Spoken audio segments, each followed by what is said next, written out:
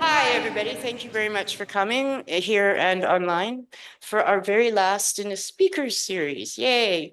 Today, we are thanking Agent Court Community Services, Toronto South Lip, and the City of Toronto.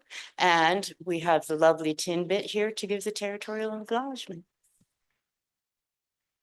Thank you so much. Hello, everyone.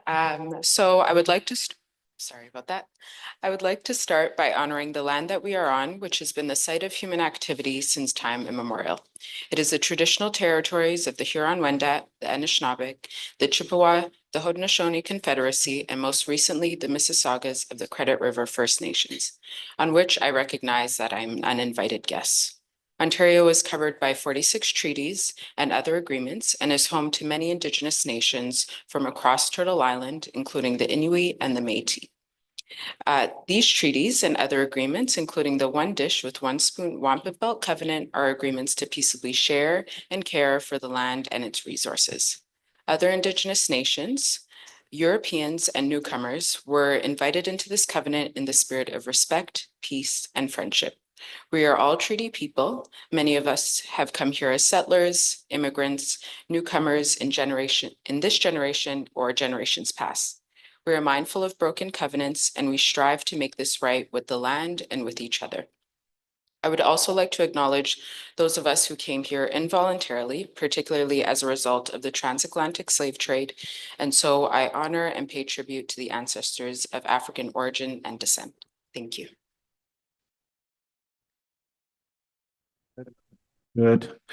Good morning, early afternoon to all of you that have joined us in the space here at Downsview Hub, and welcome to everybody online. My name is Ryan McMahon. I'm Anishinaabe, originally from Northwestern Ontario and Treaty 3 territory. My mom's home community is Couchiching First Nation. My dad's home community is Rainy River First Nation. My dad's dad was a white guy that fell in love with a Native woman, and now that's why I'm here. So that's my life story, my family story. I'm a dad, I'm a writer, comedian, journalist, and documentary filmmaker. Really honored to be here with both of you today. We're gonna have our esteemed panel introduce themselves in just a second. Today we're gathered here to talk about traditional ecological knowledge, three very tricky words in my mind, especially when we use the English language to kind of define what this conversation might be. But I went through the trouble to look at what these three words might be in my language, Anishinaabe-Moan, and actually couldn't really find clear, defined words in my language that say these three things: traditional, ecological, and knowledge. And I think that that is a place where I would like to start our conversation today, is an Indigenous understanding of what this terminology means. So I think that's where we'll start our conversation. Before we do, let's have you introduce yourself to our guests that are here, both in person and online. Okay. Oh, my microphone worked right off the bat. Usually I'm that one going, oh, sorry. I'm Kitty Lynn Lickers. I am from Six Nations of the Grand River Territory. My father was born and raised there. His family had been there for a long time. And for many, many, many years, we thought my mom was a woman from Saskatchewan, just out there arbitrarily being some settler from Saskatchewan. And we discovered really recently, very recently, that she's Sami. And I went, I've always said I am a beautiful blended baby because two different cultures and nations together. But now I'm really a beautiful blended baby. But a Bearfoot Onondaga and Sami together, and this is what you get.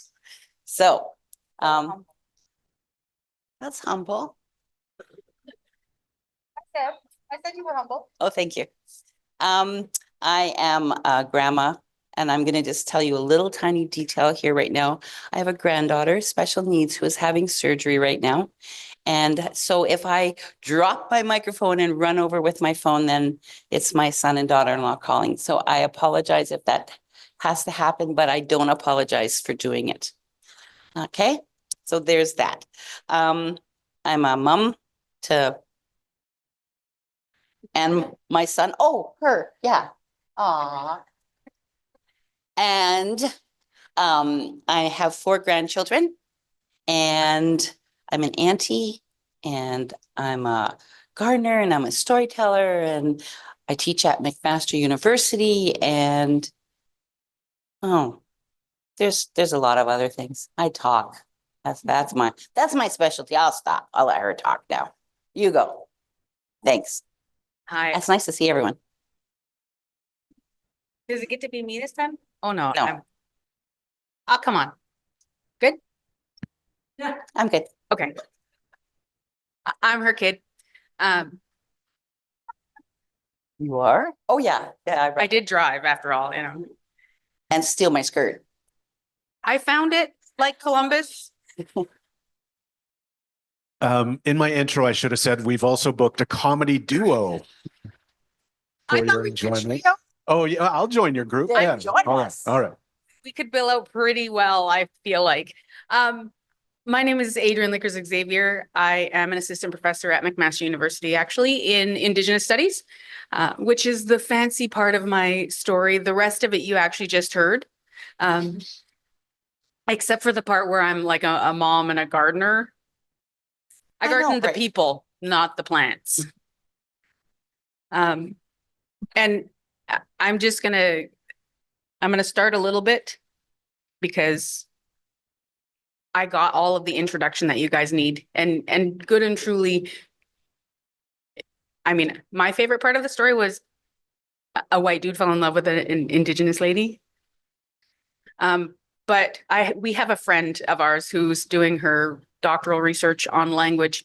And I think that one of the reasons why you can't find the words for TEK in Anishinaabe is because Anishinaabe is TEK. Everything that we need is there. Yeah, I was gonna say that when you're talking, I almost interrupted his great introduction, but I didn't. Because TK, look up the words, I'm living my life connected. And then you'll get TEK.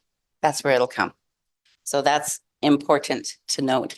That's the class I teach, actually. Yeah, I think that that's it's an interesting point, and I think that it's one of the biggest misunderstandings that in the earliest days of this country, as settlers and folks started to come here, you know, the easy and sort of lazy tropes that existed about Indigenous peoples was that, you know, we were nomads, that we didn't have homes, that for some way, some reason, as we roamed across the plains and Hunting and gathering. hunted and gathered our food, that somehow this was a savage way of life. But really what it was we're lazy, and that's where the food is. So that's where we're going to go live. And I might resemble that remark, but I feel like the word is actually resourceful. resource, that's better than lazy. That's right. Yeah.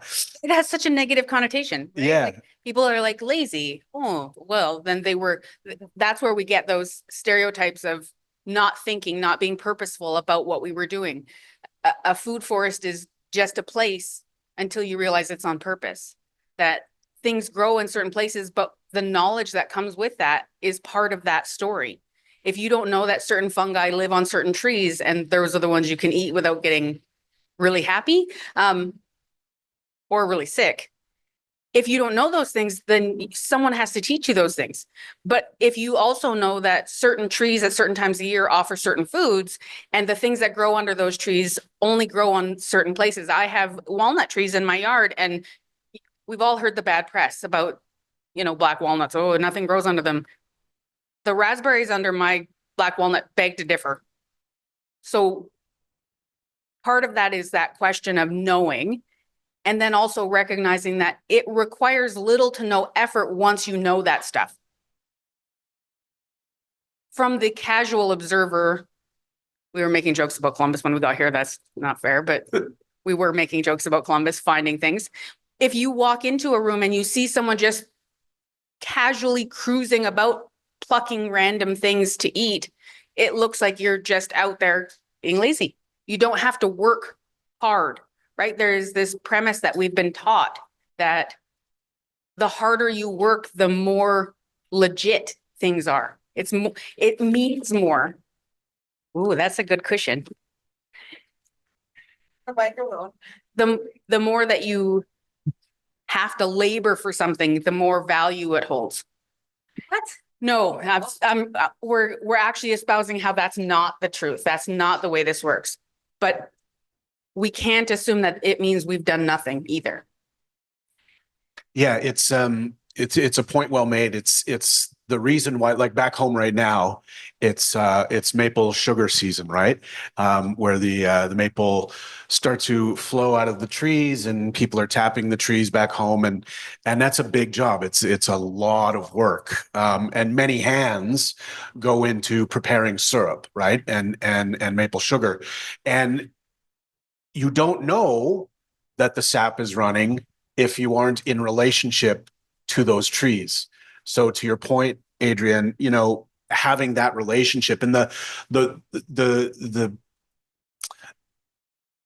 problem with colonization, I mean, the many problems of colonization, but one of the largest effects of the assimilatory policies that created this country was the disconnection of Indigenous peoples and the dispossession of Indigenous peoples off of their homelands, right? Because now you're not in relationship with that maple tree to know that that medicine is flowing, et cetera, et cetera, et cetera, and how that actually plays out in a day-to-day life. So maybe, Kitty, if you can build on that sense of relationship for Indigenous people to that land and why it's so fundamental to our health and well-being.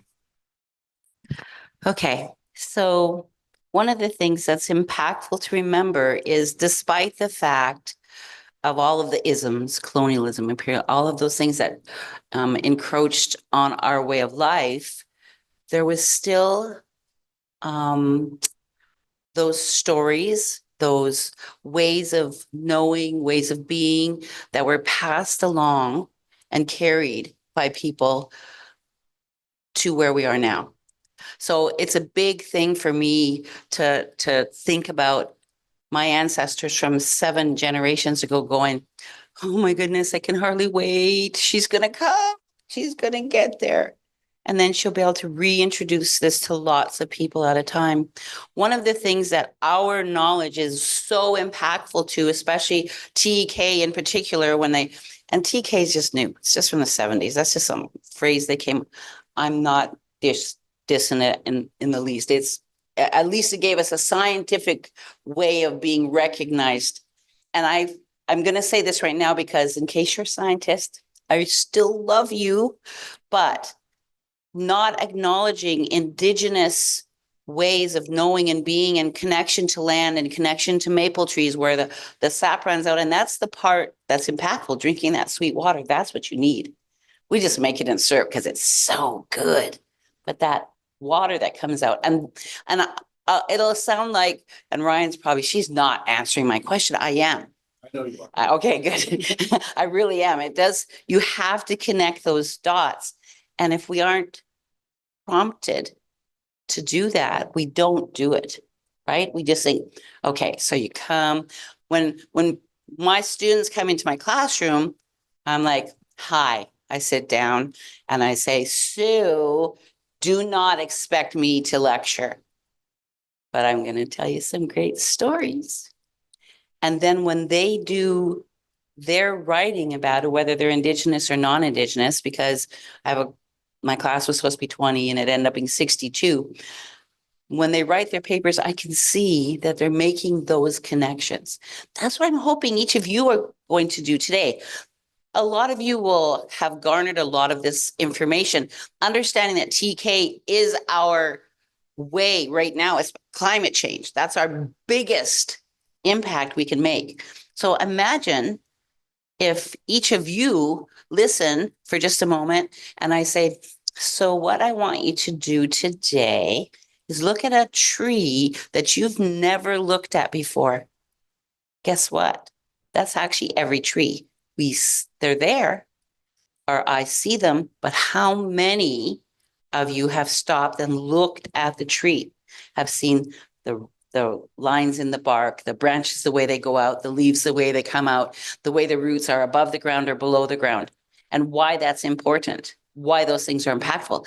How many of you have taken off your shoes and with your bare feet touched where that tree grows? Because guess what? We know with a certainty, guess what? I even have science behind this. Like I didn't have science to begin with. But the science of it now is they understand that those electrons that sit on the earth are connected to the land, that are connected to the roots, that are connected to the trees, that are connected. And if I take my shoes off and put them on the ground, and you do the same thing hundreds of miles away, guess what? Then you and I too are connected. So when we talk about TEK and we talk about, and I'm loving the topic of climate change, because I used to say Indigenous folks have all the answers. We do, because they were passed along to us. As a collection of nations, we have all of the answers. You know what's the piece that's missing? Is us gathering together and using that knowledge as a team of humans, not a team of nations, not a team of countries, not as human beings. We all have a vested interest in the importance of altering what's happening to our Mother Earth. So I share this a lot. So the most important, most impactful thing that we as humans is to be thankful and grateful. That's the only two things we have to do. Because guess what? The earth doesn't need us. Oh no, we're not at the top of the chain. The earth doesn't need us. The climate would correct itself if we were all gone. The land would correct itself. The soil would regenerate. All of those things would happen. All of the things that are happening because we have altered the way the climate affects us. Throwing in air conditioning, putting in heaters, and those are two tiny little things because of that. So if we do our job, which is to be thankful and grateful, that's all we need to do. If you understand that. I was going to say something, and I'm really grateful for the land acknowledgement. I appreciate that. I want you to stop right every time someone does a land acknowledgement and say, what does that mean I'm going to do today? How will I impact someone, something, so that changes? It's not just us talking about it, because we're past that. We're past the time of activism, standing and waving a sign. That we can't do that anymore. We can't. We have to be actionism is the word I use. So how do we, what's the very first we can do when we wake up in the morning? Do what I do before I get out of bed. I don't lift my head up off the bed unless I say 5 things that I'm grateful for. And then I get up and do the Thanksgiving address. And in that, I thank all of the things that are on the land, including the people, right? Including the people. Because if I don't include everything, if I don't, and I'm going to stop in a minute, Rad, I promise. If I don't include everything, then I'm leaving a space open where there's no connection. And in order for us to, in this case, really have an impact on climate change, there has to be no spaces. We have to all be connected. We should be all touching. So if my feet touching the ground touches your feet and so on, we can also do that with thoughts, right?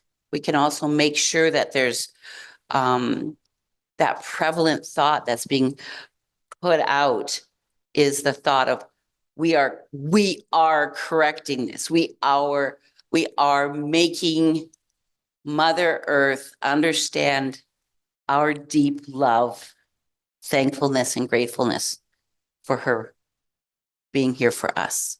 Because, like I said, she doesn't need us unless we're thankful and grateful, right? Oh, sorry. Well, that's our panel for this this morning. Ending on Hang on, let me just throw this down. the dark truth that Mother Earth doesn't need us. Good night, everyone. Drive safely. I'm hearing for me, taking what you said and kind of living this intentional, mindful kind of way.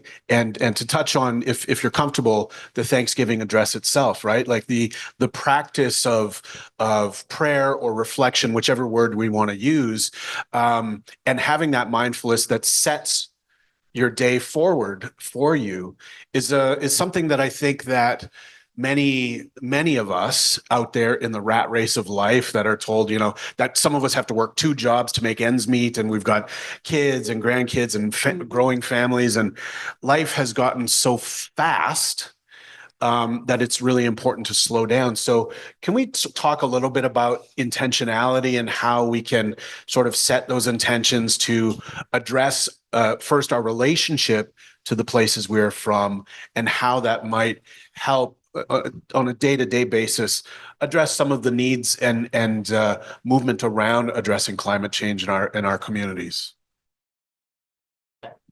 Oh, me? Okay. First, one of the things that I really want people to be mindful of is exactly what you're talking about, the speed at which we move and live and think. And I love my mom, I do. And she does the thing, and I've seen it, I've watched it. I understand that intentionality that we all strive for. I cannot think before coffee. Like, it's just, I'm not human. I'm not a good, like, I'm not a safe being to be near. I carry it with me everywhere. I have found ways to put gratitude into my day so that the intentionality is present without slowing down my day. Yeah. The start is that my gratitude happens when my coffee comes. And I'm like, oh yeah. But at the end of my day, I do the same thing that my mom does, which is roll back through the day and do 2 things. Give myself that moment of, oh, there were these really perfect moments today that just absolutely set the whole thing up to be great. And I always tell mom it's like her over optimism that has seeped into my world. And Over optimism, is that a word? over here, totally it is. But think about the way that you can impact and interact in the world. It's in your pocket. You can be in the world and think about things every single day without it being overwhelming, because that's the part that we're actually fighting, right? Every single person is like, climate change is too big. I grew up in a house where 1 person every day is the goal. Just, I need 1 person to have that moment, to be impacted, to understand their connection to someone else. And I think for me, the biggest piece that I want to make clear is when mom says, be thankful and grateful. Be grateful and think about the world, right? When we do that, if you are thinking in terms of climate change, especially, what we're thinking of is, how do we make impact? How do we make a change? And I'm like, I'm one dude who doesn't like to go outside and dig in the dirt. And I'll go without shoes as long as I humanly can, but I'm not here to like get dirty. Bless my mom and her gardening ways. And I just feel bad for her, but I'm just over there like, do you have a wet wipe? Can I wear gloves? Sister, do I have to be in this? And so for me, in all of my life, even as a kid, I knew, I'm like, I would say I'm a disappointment, but I'm just so damn awesome. Like, she's going to have to just love other parts of me. I love all the parts of you. But the reality of it is, when we think of this need for gratitude and the connections that we're looking for, I want people to understand that what I hope for them to understand in all of this is our sense of responsibility is an honor. It is not a duty. It is not a have to. It is our implicit, glorious right and privilege to try and help everything. Not just, okay, climate change is this large animal. Gratitude is this really insignificant thing that we should be doing, that we give back, but it's actually a gift that we can give ourselves and to the world. And what she's talking about and what Ryan asked in terms of the Thanksgiving address, and what the Thanksgiving address is literally us showing our thankfulness for all of the things that Creator put here for us to be part of, to be connected to. So you start off and you talk about all of the different things that are part of the land, the trees, the maple tree. That's most important. So the maple sap, so the maple water, the maple syrup, those things. You talk about that. And the most important thing, this is the most important part of the Thanksgiving address, is that one of the parts of it is where we say, and now our minds are as one. So when I say that, I'm trying really hard to encompass the whole earth in the morning, sometimes in my bedroom, peering out the window if it's cold because I don't want to go outside, but usually I'll go outside. But when I say that, when I give that Thanksgiving address, when I say it, I'm literally asking everyone in the world to join me in that. And you know what? You can do that. You can do that anywhere. We were driving here and there was a lady putting eyelashes on as she's driving. As she was going down the road. And I'm like, oh my God, we're going to die.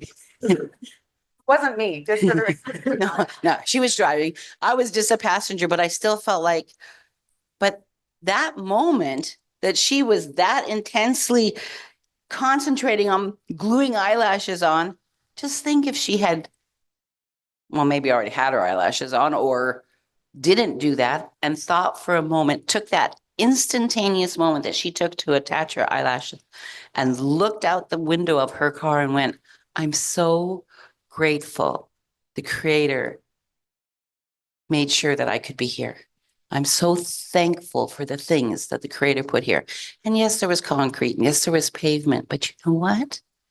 There's still all of the things that we are to be connected to be thankful for, to be grateful for. They're all still here. Because if they weren't, we would not be. We would not be. All that talk that they have of making food in labs, and I always do this. This is my public service announcement. Don't buy honey in the grocery store in a plastic bottle if it says it's from China, because they only have to put 11% honey in it. 11%. I almost cried. My honey, my most recent honey came from someone that keeps bees, and it was a gift. And it's pure honey. And there's like maybe part of one jar left. I should probably admit that. But I tell you that because I want you to pay attention. That's really all we're doing when we are being thankful and grateful. We're taking a moment to be paying attention. I want to pivot to the tech space proper here in a second. Okay. To talk and specifically to kind of tease out and investigate where tech and science sort of intersect, any sort of disagreements on ideas and concepts there. I think it's very interesting, and I think it's instructive for those of us not in the space proper. But I want to go back for a second to share a word in the Ojibwe language, which is Inakanagewin. And this is it's the larger word talks about our forever reciprocal relationship to the world around us. And it's a word that I learned reading our former chief's doctoral thesis, which was about what she called Manitou Aki Inakanagewin, which is, these three words mean essentially spirit, land, and law. And through this paper, what Sarah Mainville, who's now a lawyer, what she is talking about is our forever relationship, how we remain in good spirit to the world around us by understanding that that relationship is forever and reciprocal. So what we do to the land happens to the people. Right. And I think it's applicable today in the era of Trump and trade wars and tariffs, that our premier in this country is saying, you know, we are going to take all of the rare, precious earth minerals out of the north, a la the Ring of Fire, and start shipping them around the world, right, as a response to Donald Trump. And So, and I bring this up not to say don't vote conservative. I mean, don't vote conservative, but do whatever you want. But also to look at like the ways that this conversation sort of invades all spaces. We don't have to be in academia and we don't have to be hugging trees to really look at the way these disruptions happen all the time. And they are so invasive and so a lot of the times under the radar, and we don't think about it. But when I hear Donald Trump talk about not needing our energy, and the response to the Ontario Premier saying, well, we're going to send our energy around the world regardless, all I hear is disruption, disruption, disruption, right?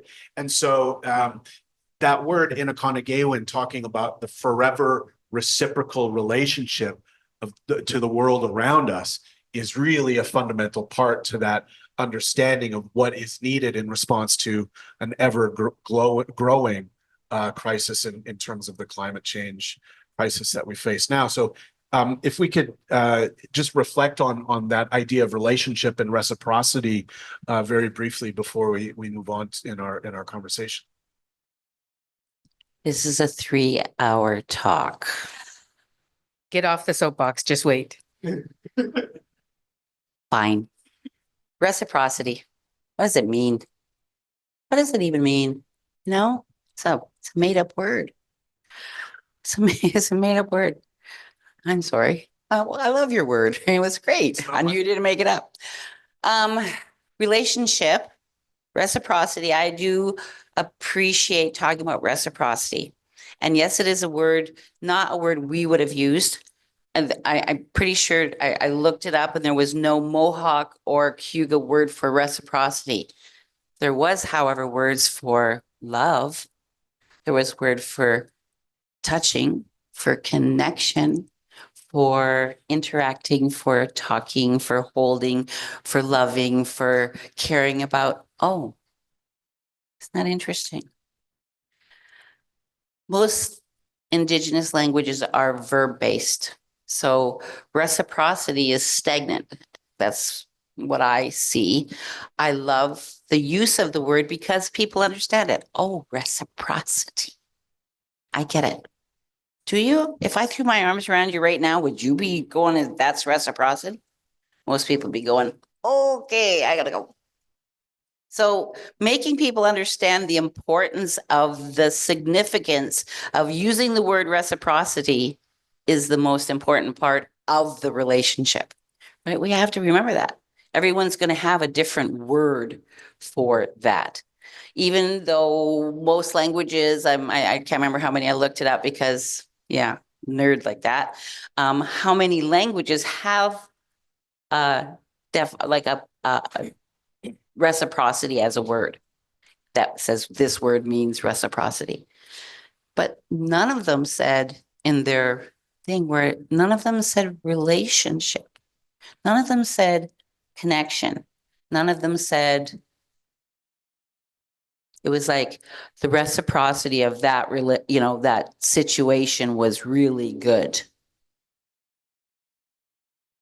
I think that's part of where we run into problems, right? And I'm not picking on the English language so much. Yeah, it is a lazy language. It is. And to your point, most Indigenous languages are verb-based, and they actually, what's beautiful about hearing the language spoken is it is actually talking about the action of doing something, not the thing. It's the doing of something, yes. right? That is almost like it's a way of life because language is connected to our life and it is life. And so I think that is a point well made. And I think for me, when I think about reciprocity, it's, you know, the book, The Secret, right? Yes. Someone basically jacked like our core fundamental teaching and packaged it in a book. And so it's the second best-selling book in the world, on the planet ever, next to 50 Shades of Grey, which we're not talking about on this panel, but right. That's next week's comedy show. Yeah. But The Secret, you know, is I think is when you understand what goes around comes around, what you put in is what you get out. My grandmother used to say to me all the time when I didn't want to wake up early in the morning to go hunting, because everybody would wake up around 3:30 in the morning. We would be on the road by 4 or 4:30 at the latest to be in our like on our trap line where we'd hunt in the cut on the lakes by like 5:30 to catch the moose as they're crossing to go. Anyway, she would say, if you don't hunt, you don't eat, right? You don't hunt, you don't eat. And so for me, what she's talking about is like, if we are going out to harvest, you have to do your part. And that is the relationship piece, right? Right? Yeah. Exactly. And here's the person selling or whoever sold the book, The Secret. They left out the most important part because they don't tell people in there anywhere. And I've perused through it many, many times. They don't tell them that they have to build a relationship first. They think that it can just be, okay, I can say that I want this, or I need this, or this is what I want to see happen. But they don't tell them that before that's going to happen, the reciprocity of that is the relationship, right? That's the most important part. One of the things I do in my classroom is at the end of the day, I tell them, take care of you for me. And I just do it automatically because I want them to, not because it's words, but that's literally what I want them to. But then I got a text from one of my previous students from a few years ago. And at the end of her text, it said, take care of you for me. And I said to Adriane, I said, this is really cool. And you told me. Because I have a lot more exposure to all of her students and I am there full time. One of the things that I get to watch is that relationship that grows.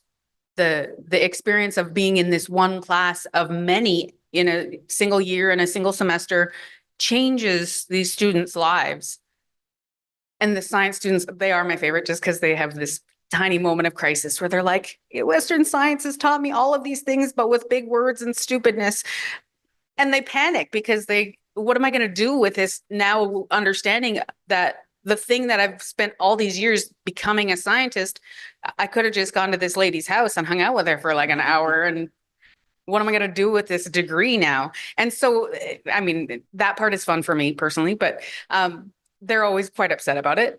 But I laughed because she was very touched by this student saying, they still say, and I said, oh, I hear them. I hear these students when they're in her class, months, years after they're in her class. I get to see them for 4 years. And it's always this snapshot that I get of their lives when I'm standing near my office and I could hear them in the next room. And they're like, take care of you for me because we need to know that you're okay because that makes me okay. And their understanding of the very insignificant depth of reciprocity turning back into care and attention and respect and relationship when I hear students telling each other.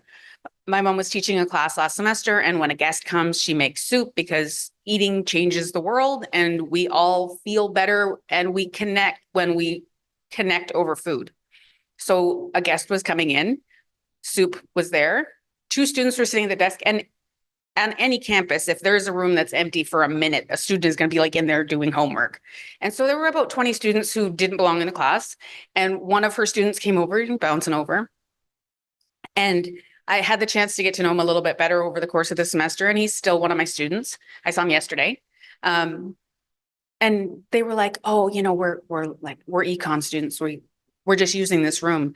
And he was like, don't worry about it. And I walked away because I could see he had it handled, and he proceeded to tell them about the class. You should really stay. First of all, there's soup, which all by itself is enough.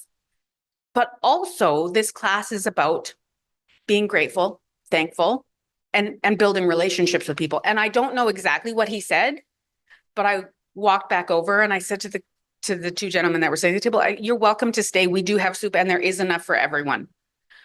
And they were like, I don't know what's going on in here, but that kid just changed my life.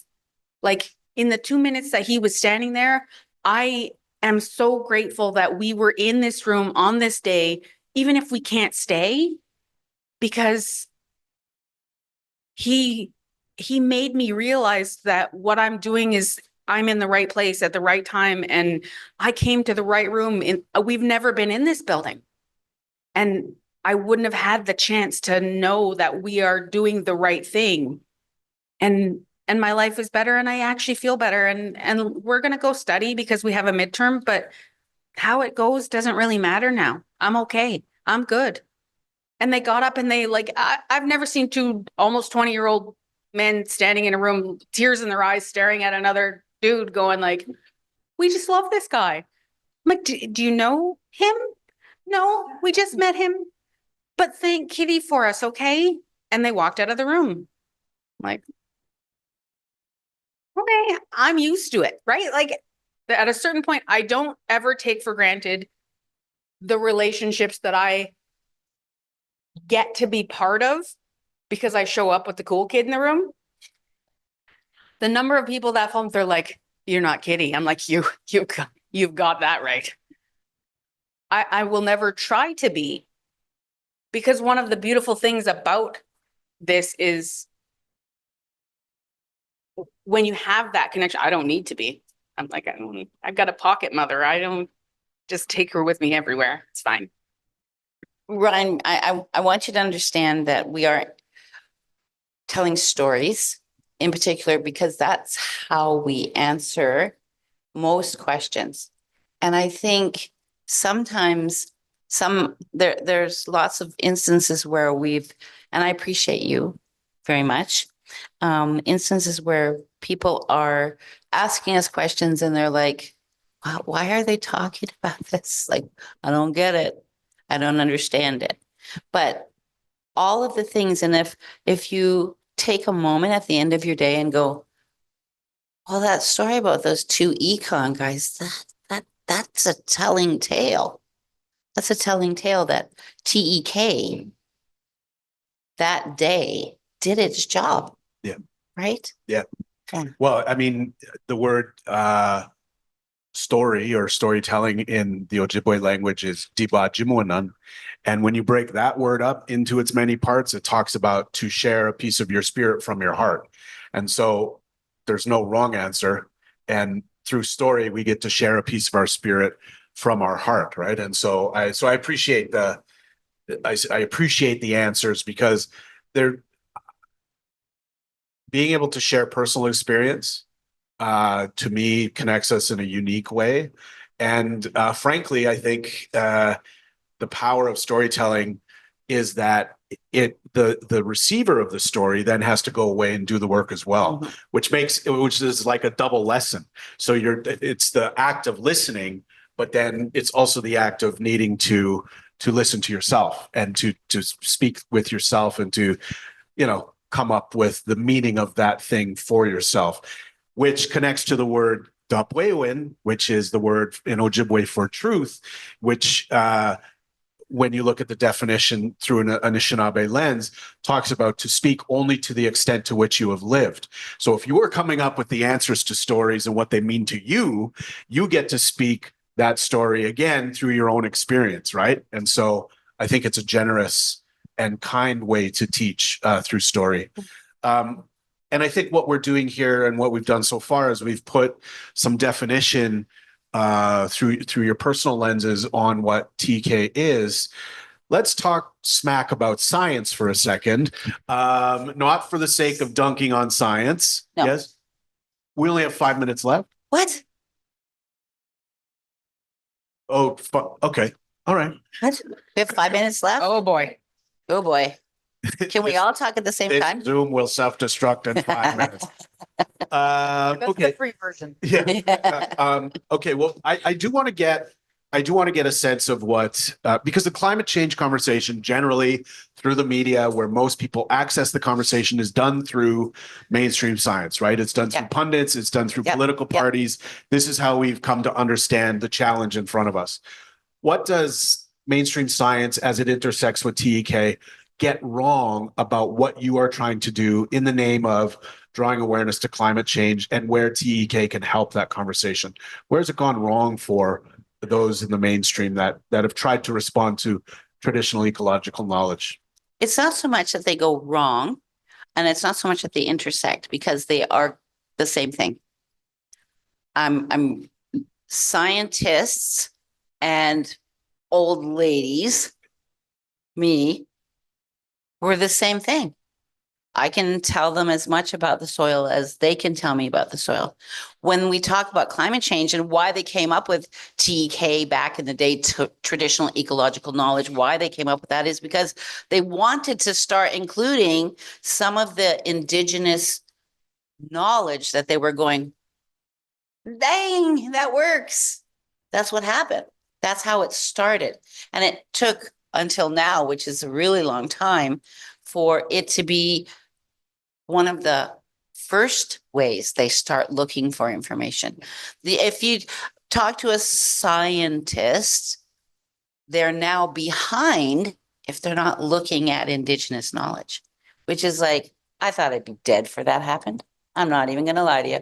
I thought that was not going to happen until I was gone. I mean, I planned to live to be 123, so there was going to be a long time. There's a lot of pressure over here. A lot. I've been telling that to people since I was like 6 years old. I'm going to live to be 123. So with that, and I'll continue on. So when I talk about traditional ecological knowledge, I very rarely do.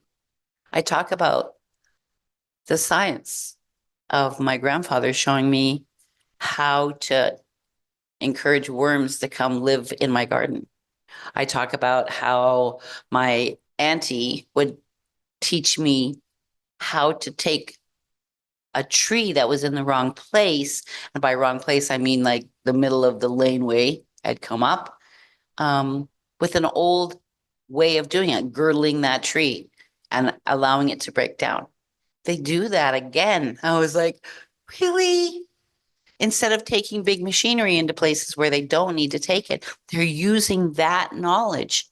So all of those little things, and there is an intersection of people, not so much science and TK, because they are the same thing, right? Does that make sense? I was having a conversation the other day with a friend of mine, and we were talking about food literacy because nerd life, and I love that life. But we were talking about how definitions of things work. She's non-Indigenous, she's a dietitian, and she's worked in Indigenous communities now for so many years. She looks at non-Indigenous people like,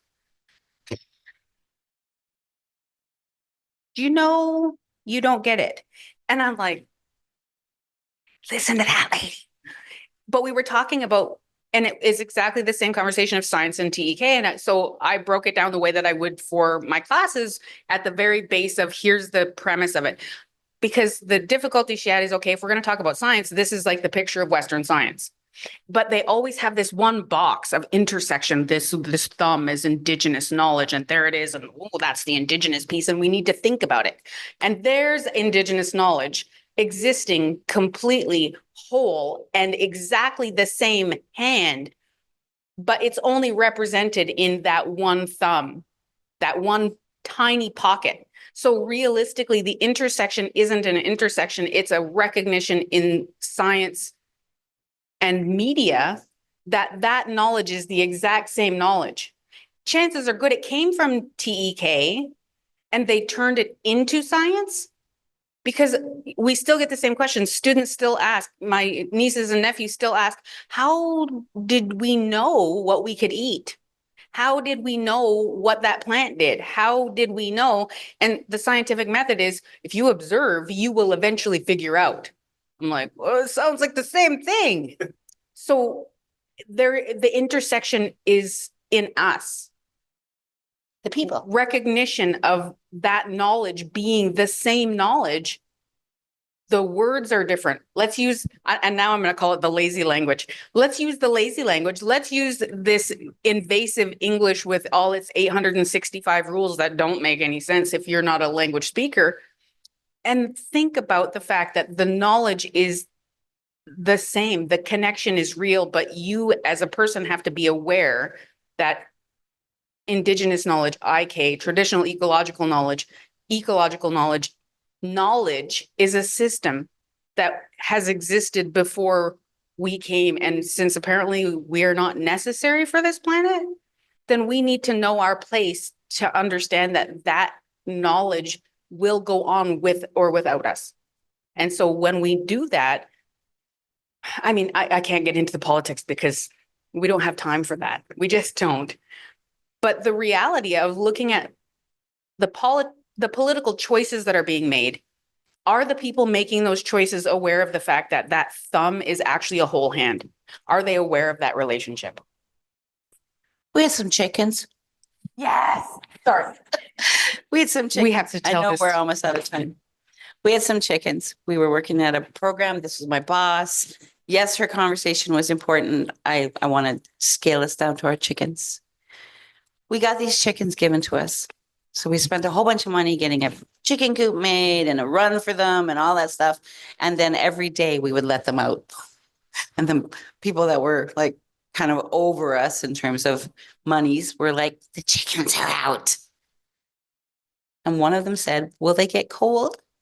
And I said, yes, they'll get cold.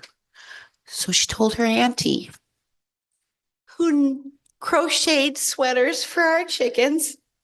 Didn't get cold. So they didn't get cold, so that we would have them because we would sell about a dozen eggs a day. And she made, and we put them on them. There's pictures of our chickens in crochet sweaters and the community coming to see them. You can't make this And- stuff up. You And people cannot. carrying them around with their, and we had people from Hamilton and we had two ladies from Toronto because we posted it on whatever they Facebooky thing. They came to get their picture taken with chickens in sweaters. And I took every single opportunity in those moments to remind them that the connection to us through the chickens made them part of our way of making our ways of knowing and being out there for everyone. Because we didn't write books, we talked. So now we write books, but I prefer to talk. But chickens and sweaters, just think about it for a minute. A beautiful chicken in a sweater, connecting people from all over the country. So the key to combating climate change is It's chickens in a sweater. I at think the end of the day. I think we've landed the plane here, folks. That's the science. That's science right Take there. that, Mr. Scientist. That's right. So I understand that we are moving to Q&A. Is that true? Okay. Okay. If there are questions here, we're happy to take questions, or if there are not questions here, we can move online. Any questions? Yeah, we have a question here. Yeah, I am really curious what you think about plants that have been labeled invasive species and are like so much change happening quickly without having a lot of knowledge about their interaction with the plants that are here. And I feel like it is a bit of a microcosm for the way we think about that change. Invasive species. Yeah, like us. I was gonna say you Oh, okay. Sorry, I thought you were. were the invasive species. Yeah, here's the difficulty is what happens is it gets moved around. Things get moved around. They're not an invasive species if that's where they're supposed to be, right? If that's where they're supposed to be, if you think about that. It's invasive or quote unquote called invasive because it's altering us. I can't walk there now because there's a giant plant that puts off a liquid that makes me blister up all over my body. Wow, stay away from it. When we talk about invasive species, and I've had this conversation with a number of people many, many, many times. They're like, I have wild mustard all over my yard. I'm like, ooh, how many jars of pesto did you make? They're like, a what? I'm like, how many jars of pesto did you make? How many salad dressings did you make? How many? It's there for you. Obviously, you need it. Our bodies, we're surrounded by the things that we need. Did you know that? Did you know that things will grow near you that you need? Not so invasive anymore, is it? If you need it, all of a sudden, like, don't cut that down. That's mine. I need that. When we talk about invasive species, we're talking about making things hard for people. Not so much about things being in the wrong place. Can I just add a little, I appreciate that very much, but I'm curious about about what to do about the plants that were here for a long time that are being eradicated because of those plants, those new plants coming in. I guess that's like, I don't know what to do with, is it just grieve them? Is it try to help them live somewhere else? Like what that, I guess that's what I'm thinking about. Coots Paradise conversation. This is that Coots Paradise So, conversation. Yes. The western side of the McMaster campus, we have this Coots Paradise, that's what it's called. And there is a food forest that's been put in. And the first action that they did was they went in and they took a bunch of students and they took all the invasive species out. And I kept asking them this question and they are really frustrated with me because I won't say it. It's just take the hint. I kept asking them, what will grow there? What is growing there? Because you're talking, and you asked the question first about the speed at which things change, at the timeline, right? I remember years ago, everyone was concerned that purple loosestrife was going to overtake the world. And then it just sort of grew itself out of oblivion. Is the issue that we don't think it should be here? That's the question. They're not necessary. If something is growing in a place and you're concerned because it's your yard, you have the right to choose to dig it up.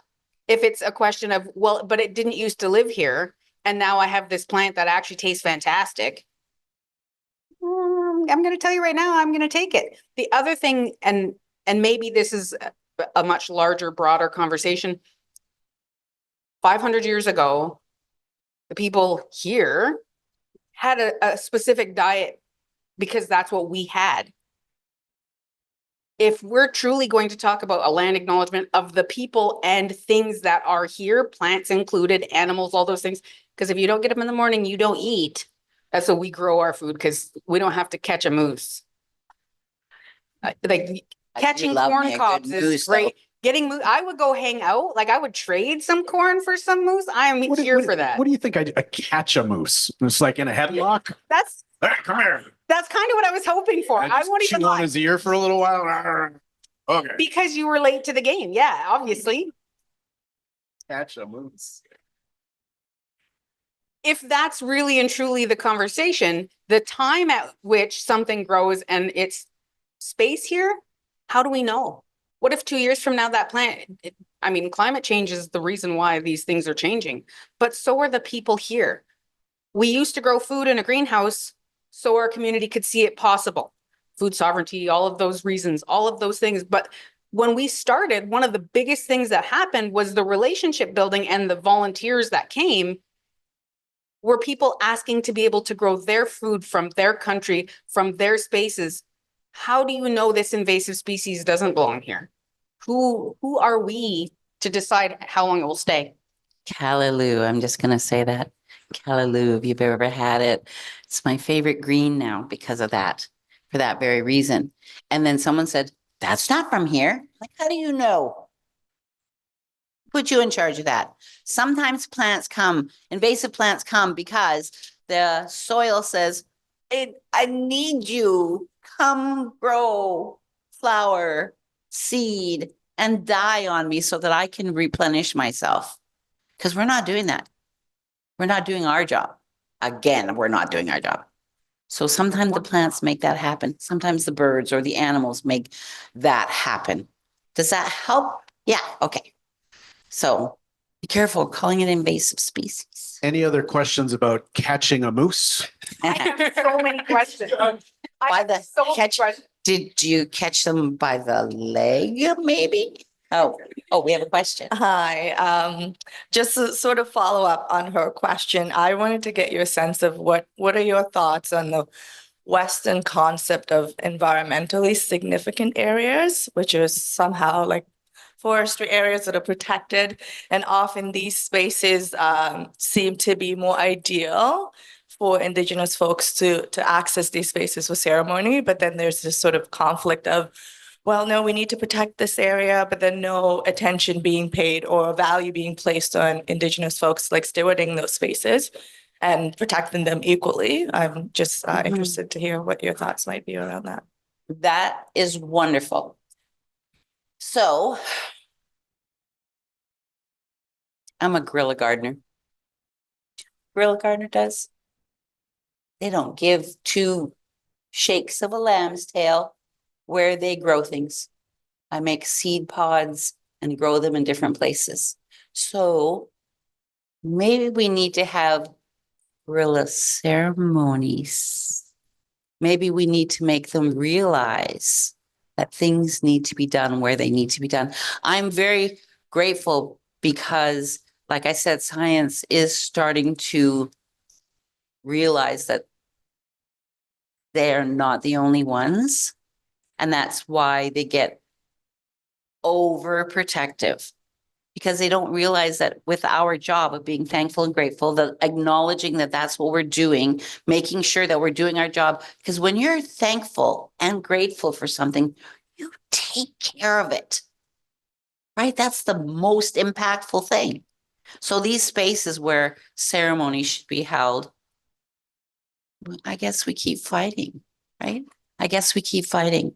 And with more conversations like this about climate change, we can get those spaces if we say, we have an understanding of how this land needs us. Here's what we need to do. We're going to go there and we're going to tamp down the grass because it needs tamped down in order for those seeds to go into the ground. And when we do that, we'll be doing a ceremony for it. And when that happens, we will be doing our job. And when we do our job, climate change is impacted, right? So we have to draw them along, and the big universal them, I'm talking about humans, all of us, because we'll all forget. And you want to know how I know we forget? How many of you hopped in a car today to get here? We forget, right? We forget that we have a responsibility. So how do we combat that? I know they have that really cool carbon footprint thing, and I really believe in it, and I'm glad that it's drawing attention to people to do the things, but not when you're like some famous singer with a little short skirt and you just pay money so you can fly your plane everywhere in the world. No, ground that plane. Only use it when you really need to. You hear that, Taylor Swift? I know you're watching. A few years ago, well, quite a few years ago, over 10 years ago, I was working with some youth in Toronto who were queer youth inside of this organization that were trying to advocate for themselves to have more access to ceremonies and what we would call Indigenous knowledge. So they wanted more cultural supports. And you know, close to 80% of the Indigenous population in Canada lives in urban centers, off of reserves in towns and cities. And this number will just, I think, probably continue to grow as our population grows. We're going to continue to see that number in and around that percentage.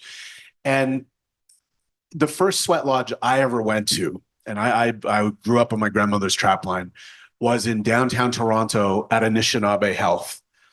And I crawled out of that sweat lodge and I was crying and there's snot coming from my nose and was questioning my entire life. And I looked up and it was the CN Tower.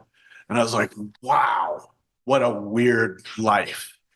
And all land is land. And I personally believe that all land is sacred. And there was an academic who has walked on now from this earth walk. His name was Rodney Bobbywash. And Rodney was a teacher, well, an early teacher and mentor of mine who worked at the Native Canadian Center. And he ran this thing called the Great Indian Bus Tour. And Rodney would take people on a bus a couple times a year to show these Indigenous place names and what at the time he would call these traditional spaces to whoever wanted to take the bus tour. And lo and behold, racism, people wanted to kill him for it. He had death threats all of the time because he would jump on this bus and take people around. And he was just an Indigenous academic who was trying to have a laugh, right? And sort of replace and help people remember, who was here long before the CN Tower was standing in the sky. And so I think it's also important to understand that we can conduct ceremony in Chinatown. After I finish my noodles and dumplings, I could put out some tobacco and be grateful for that lunch. We can go to our sweats back in our home communities on the sides of beautiful lakes and rivers, but that really thinking about all land as being sort of sacred and central to our existence as sort of a fundamental understanding, if that's helpful at all. Yeah. That follows that conversation of us being connected underneath and on top with the electrons, which science has taught us. Oh.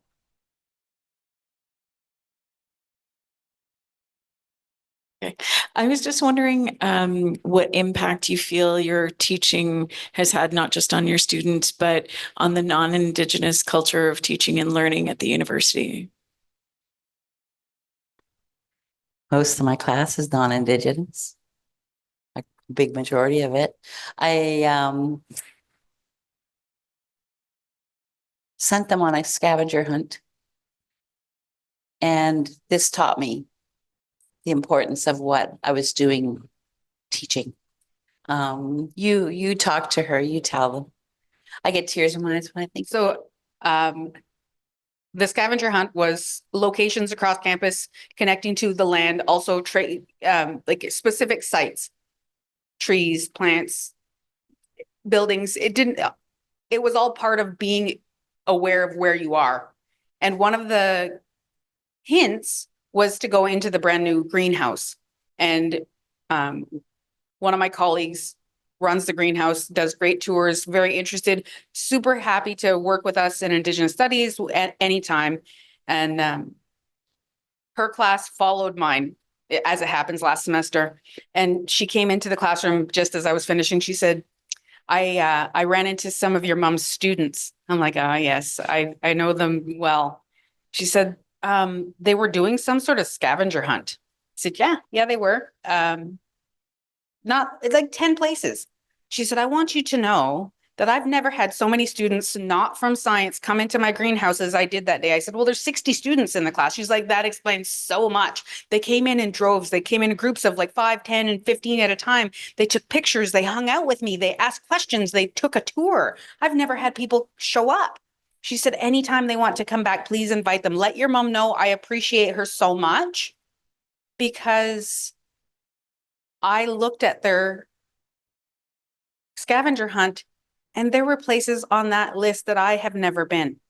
There were answers to those plant-based questions that I had to go find out after they were done and see them for myself.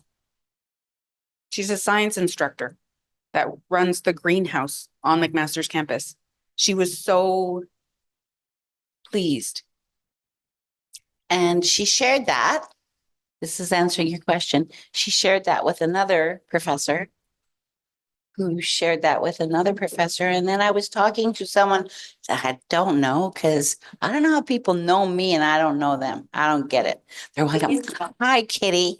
I'm like, oh God, do I know you? So this professor is talking to me about, how impactful the classroom, his classroom had become when he allowed for interactions like I have in my teaching style. And I thought, that's great. Like, I'm listening that this is really cool. And he's walking, he teaches a business class. I was thankful and grateful right there in that moment, because that's important, right? If we can get those guys on board, woo! Oh, sorry. So it's important And I think one of the things that I've always pondered, kind of stuck around in my head, is I would love to put together something for teachers of young children, the younger children, to incorporate into class, in teaching into classrooms, so that I'm not getting them. They're like, a lot of my students were third and fourth year university students, had no idea. Some of them had no idea that there was a reserve close to their school, the largest reserve in Canada.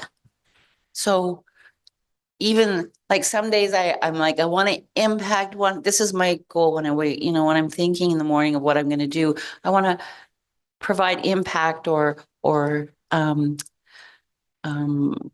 some sort of guidance or something to one person every day. It is so wonderful when I get to teach a class of 60 or plus then, because that's that part of it is fed. However, then I go overboard because I'm like, I'm trying then to reach each and every one of them. And I'm just going to say that I've never had a class where I didn't, because I'm in a group chat. This is going to sound weird. I'm in a group chat on Messenger. I don't know those things very much, but it's a bunch of my students from my class 4 years ago. And they still message me. You're not going to believe what I did today, or I saw this. That's connecting, right? That's us connecting. And guess what? By me talking about them here is connecting you to them, knowing that they got it, that you don't have. Sometimes we stop ourselves from, when someone's saying something we're like, that's not right. That what you're saying is not accurate. And we stop ourselves from like, oh, not my business. I just go about my own business. It is our business. If what we say is impactful enough that they'll keep university students, most of them have graduated now, to still include you in their conversations about what they're doing at their cabins and what they're doing in their apartments and what they're doing to change people's lives. If it matters enough for that, then it matters enough for you to say to that person that's standing there spouting nonsense. And I'm not going to get into the nonsense because I'm gonna stop you there because okay, because she gets out of hand. Okay, I'm In going the to nicest stop way. everybody and ask a question. Oh, right. Ryan, Adriane, Kitty, first of all, thank you for being here. But I have one question. It's been bothering me all day. Do you think TEK lives in all of us and Indigenous people just know how to listen better oh, or differently? Do you think it's like, that's a better word, do you different. think, yeah, do you think maybe we all have it? And You know what happened is they took some of us, not all of us, not all Indigenous people have that same grasp of it, Joan, that we do. I'm just going to share this. Joan was in my class. It was really wonderful. She was amazing. The papers this woman can write. No wonder this organization does so wonderfully. She's astounding. Let's hear it for Joan.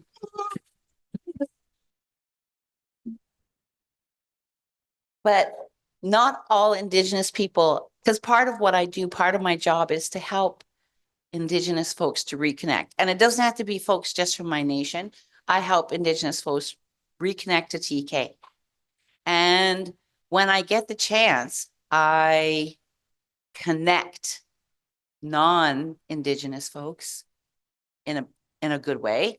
But I'm going to tell you this, every single person has some kind of connection to TK. They just don't know that's what it is, or that they have it. Like it's there. Because I'm just going to go back to it. Callaloo. Right? Someone came into our greenhouse. They came from Toronto. They brought me seeds to grow callaloo. And they explained to me in explicit detail how to prepare the soil, how to put the seeds into the ground, how to harvest it, how to cook it, and how to eat it. I'm sorry. That's TEK. They came to Toronto from Jamaica. Their family did. Well, she came from Jamaica. His family was brought from Jamaica. Sorry.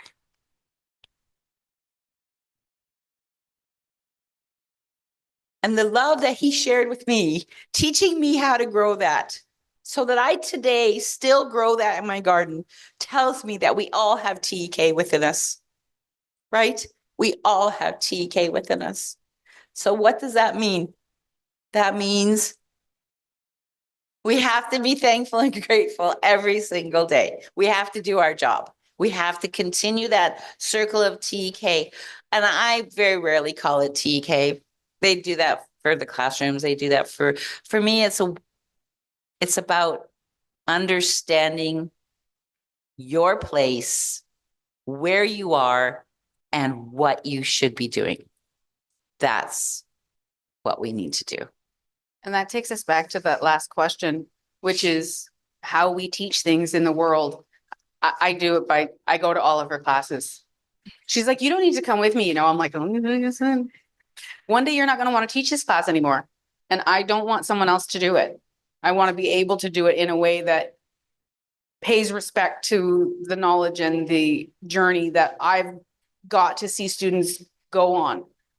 And if that's the case, then that's my job, is to make sure. And I get lots of fancy, you know, recognition at work because I do things differently. But really all I do is do what I have known my whole life. And if that's the case, what I tell people all the time is, now that I know what I know, you now also know what I know. So you have your own story to tell about your own connection to TEK. You can't not know it anymore because it was explicit today. Yeah. And I think if I can add one thing to what Katie was saying, is that we all have TEK. And I think it can be proven very easily by saying that we all love to be alive, right? We're all pretty happy that we're not alive. It's pretty good to be alive. And being alive means, I hope for most of us, means that we put care into our life. And I think that across cultures, across religions, across geographical planes, we all express our gratitude for our lives very differently. But that gratitude, for me as an Indigenous person, is expressed through these different elements of life, which is, playing with my children, preparing food, sharing food. Like, there are so many different elements that we can express gratitude for and through, that really at the end of the day, why the way I play with my children is TEK, is that, we understand the limits of time and the limits of the day, and that the expressions of love are fundamental to this experience, this two-legged earth walk that I'm on. And so, when we really boil it down, like we've put so many labels through the history of mankind. I say mankind purposely. We put so many labels on everything because imperialism, capitalism, these things have divided us historically. And where we are now is and it goes back to climate change, we are in a fundamental fight and path to reconnect each other and ourselves through our common experiences. And our common experiences are love, right? And being in this place right now. And so connecting common experience and shedding these defined, rigid meanings and norms that have been imposed on us through time is really, really important. And I'm not. I think it's really important to be who we are and to celebrate our cultures and our religions, our languages, and our experiences for what they are, but also remember how we are connected. And I think that is the great project of love that ultimately will hold the key to, I think, providing apt and just responses to the climate change emergency and questions of humanity that we are currently trying to grapple with. I'm getting a hug.